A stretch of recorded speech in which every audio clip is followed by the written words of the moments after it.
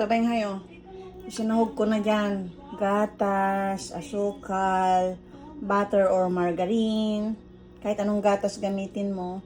Oatmeal, tsaka nyog. Yung kahit yung magulang na nyog.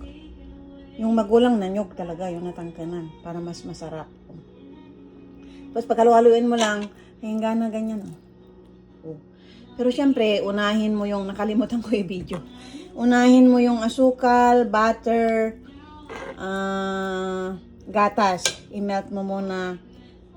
Tsaka yung kokwa, ilagay mo na rin dito. Tapos, tsaka mo na ilagay yung, yung oatmeal, tsaka nyog.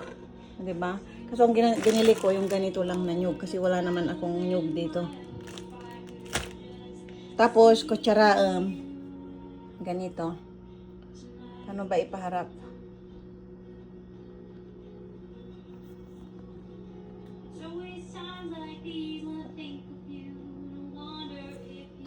Tapos kutsaraan mo. Isang kutsara kasto. Iharap ko sana para ibaba ko yung cellphone ko. Tapos iganyan mo. Ayan.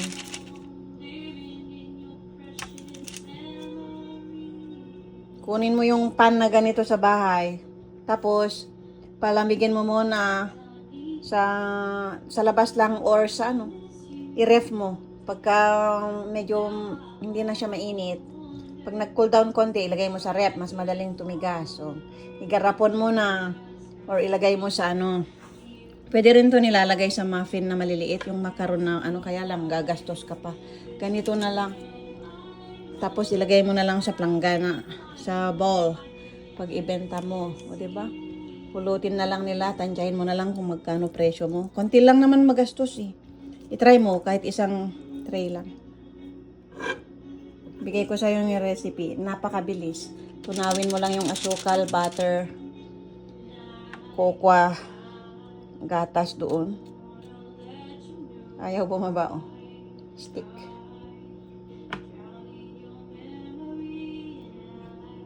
Yan. Pakita ko ang finished product mamaya. Pagka tumigas na, mag-cool down. Yan. Nilagay ko sa parchment paper. Kaya ikinakat-kat ko na lang ganyan.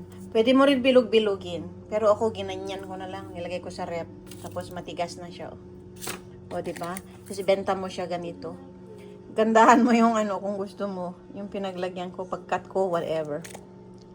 Pwede mong bilugin, maging round. Ito tingnan mo. Bilog-bilugin mo yan, tapos ilagay mo sa Pero syempre, kailangan malinis ang kamay. O, diba? Ilagay mo sa parchment paper o yung dahon ng ng saging. Ito, shinip ko ng bilog nung galing na sa ref, sa baba lang. Malambot pa rin naman yan, hindi naman kailangan matigas. Tapos to, kahit hindi mo mabenta, ilagay mo lang sa Tupperware, ilagay mo sa ref, hindi yan masisira. Pero kailangan talaga yung kokwa na pure na hindi siya matamis na kokwa, yung powder.